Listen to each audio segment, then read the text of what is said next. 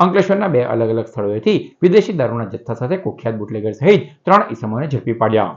Ankleshwar B division police મથકનો staff પેટ્રોલિંગમાં હતો તે દરમિયાન બાતમી મળી હતી કે અંકલેશ્વરના તાળફળિયામાં રહેતો કુખ્યાત બુટલેગર શાહરૂખ પઠાણ રિક્ષામાં વિદેશી દારૂનો જથ્થો લઈને જૂના છાપરા ગામના પાટિયા ઝાડ પાસે ઝાડીવાળી જગ્યામાં આપવા આવનાર છે. બાતમીના આધારે પોલીસે વોચ ગોઠવી હતી. તે સમયે રિક્ષામાંથી એક બાઇક ઉપર વિદેશી દારૂની હેરાફેરી થાય તે પહેલા જ પોલીસે દરોડા પાડ્યા હતા. પોલીસને સ્થળ પરથી વિદેશી દારૂની 93 બોટલ મળી આવી હતી.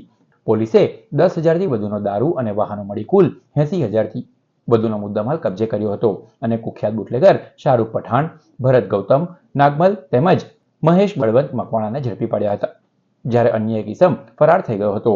ભરૂચ એલસીબીના પીઆઈ એમપી વાળાના માર્ગદર્શન હેઠળ પીએસઆઈ આરકે ટોરાણી સહિત સ્ટાફ અંકલેશ્વર વિસ્તારમાં પેટ્રોલિંગમાં હતો તે દરમિયાન બાતમી મળી હતી કે અંકલેશ્વર ગાયત્રી મંદિર પાસે રહેતો નેવિલ મનહર ગાંધીએ બંધ બોડીના ટેમ્પોમાં વિદેશી દારૂનો જથ્થો મંગાવી દઢાલ ગામમાં આવેલ સિદ્ધેશ્વર રેસિડેન્સીમાં સંતાડી રાખેલ છે. ઇકો કારમાં સગે વગે કરનાર છે અને હાલ ટેમ્પો તેમજ ઇકો ગાડી સોસાયટીમાં પડેલ છે. બાતમીના આધારે પોલીસે દઢાલ ગામમાં આવેલ સિદ્ધેશ્વર રેસિડેન્સીના દરોડા પાડ્યા હતા.